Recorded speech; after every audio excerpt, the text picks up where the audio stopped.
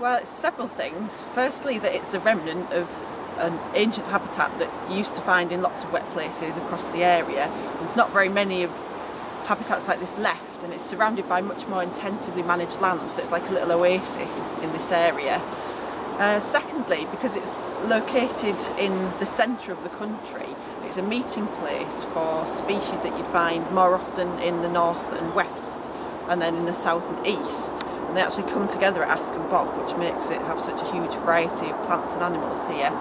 And then also the differences in the topography and the different types of habitats that we've got here. So there's a real mixture. We've got grassland, fen, woodland, ditches, pools. So a real mixture of habitats that then support lots of different species as well. It was formed at the end of the last ice age. The glacier got as far south as Escrick, and as it retreated, it had little stages where it kind of paused and it dropped a lot of material. And so just south of York there's a big moraine of material that was dropped by the glacier as it retreated. And in the loop, there was a loop in this moraine, and that's where Askham Bog started to form. So first of all it became a lake, it kind of trapped the meltwaters. And then over centuries and centuries, that shallow lake slowly filled in with vegetation and silted up and became full of peat, and then eventually got all the vegetation on it. And grew up to what you can see today. Well, it's definitely worth a visit any time of year. In the spring, it's absolutely full of colour. If you come kind of mid-May onwards, in the fen, you get ragged robin, which is a lovely bright cerise colour, and then the flag irises, which are bright yellow. And some of our orchids here, marsh orchids, come quite early in the spring. And we've got breeding birds here as well, so you're likely to see them springtime. Great spotted woodpecker, tree creeper, black cap, that sort of thing. In the summer, an absolute picture of orchids, lots of common spotted orchids, yellow loosestrife, again beautiful flowering plants in the open fen areas. In autumn, you get the berries, lovely bright translucent red berries of Gelder rose that the birds feed on. It's worth a trip to the pond behind me where you can see our waterville family pretty regularly if you sit for a while. And then in winter, it's just nice to come down in the snow and see it in a snowy scene, and you can see deer here all through the year, and flocks of thrushes and things pass through in winter as well, so definitely worth a visit.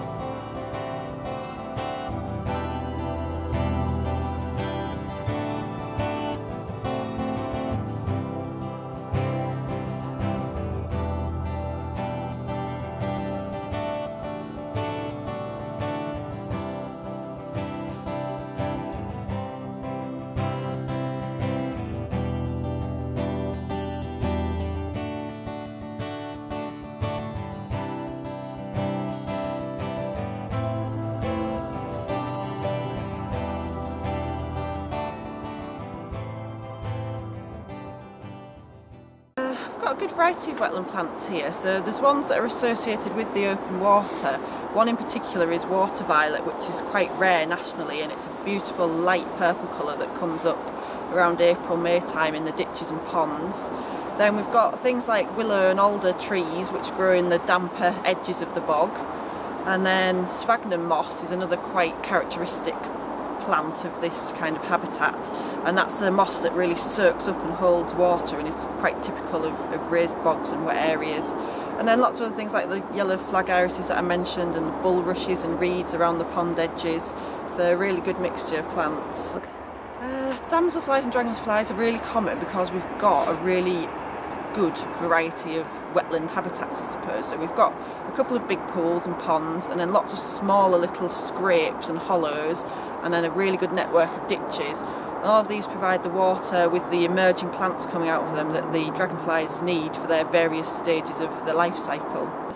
Well, we manage the open habitats here by grazing and some of it by cutting, and the reason we do that is that semi-natural habitats, so these wild habitats, are actually different to kind of what you'd expect in your garden, in that wild plants don't like nutrients, they don't like rich soil. So the reason we graze the areas is to remove the bulk of the material and the nitrogen and the nutrients, rather than it rotting back into the soil at the end of every season, and that would change the characteristics of the soil and therefore change the plants here. So it's really to keep the fen and the grassland and the open areas in good condition and full of the lovely flowering plants that we've got here.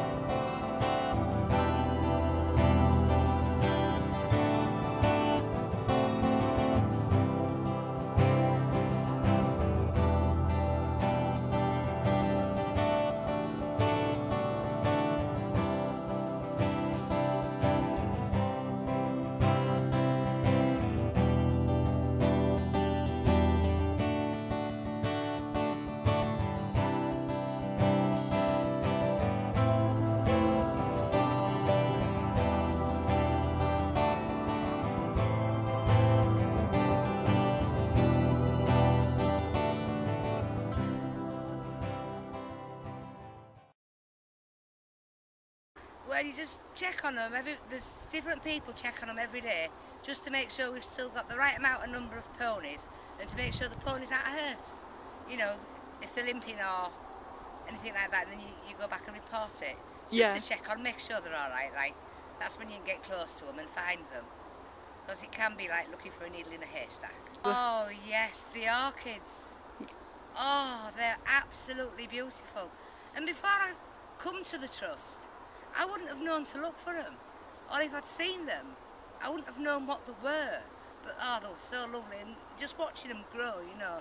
And John told us, you know, what kind of orchids they were, the plain ones and the spotted ones, and different kinds, you know, just pointed things out, so you knew what you were looking at. Yes, I like that bit. Yes, it does show. Yes, you can see where they've been and what they like and what they don't have, like, you know, the vegetation.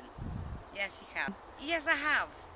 I appreciate, when I first started volunteering at the beginning of the year, we chopped saplings down and trees and stuff, and I thought it went a bit against the grain, because you like things to grow. But you've got to do it, and John explained to us why we do it, because if we get too much of one species, it cuts down the vegetation for the other species to grow.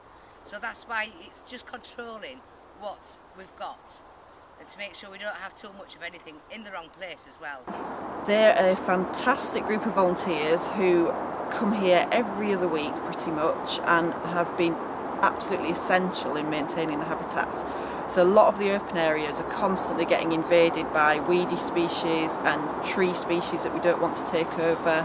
So they do a lot of controlling of those species. They also help cut the areas of the fen and grassland that we cut, and they help control invasive species such as Himalayan balsam and ragwort on here as well. So they're really essential to keeping Askham Bog in good condition.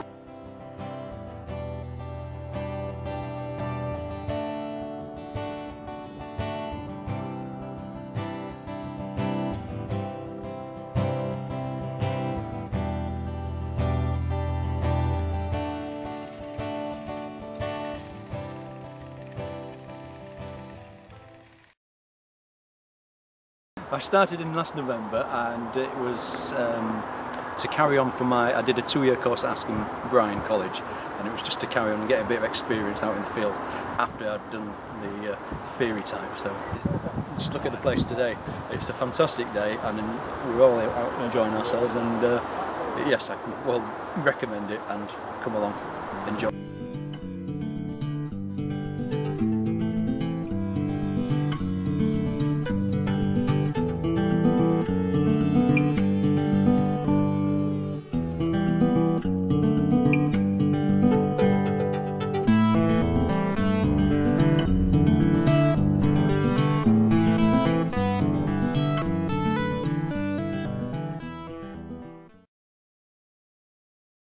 right. I live just down the road at Bishopthorpe, so it's actually literally just walking distance to get here. And I used to come up here just on a weekend or on an evening anyway. And I noticed that there seemed to be a lot of stuff being done here. So when I got the chance, I thought, well, I'd quite like to lend a hand with that. Not really understanding what it was about, but wanted to come along. That's like a sort of bonus, because it's really nice to be outdoors and just doing something active and something to help. But it's a really nice bunch of people as well. So the biscuits and the chat and people that are also interested in what's going on round here. So as soon as a frog's spotted or a little vole or something, everybody's gathering round and seeing if anybody knows quite what it is and trying to, understand it a bit better. Well, to keep it in the condition that it is now, it's doing pretty well. We want to keep on grazing it and also extend the area that we graze to help control some of the invasive species a bit better. We've also got some funding from your venture to improve some of the signage and visitor information around the reserve, so we want to do that as well. But just to keep on as we are really, and keeping the habitats in a good condition and keeping the site open so people can come and enjoy it.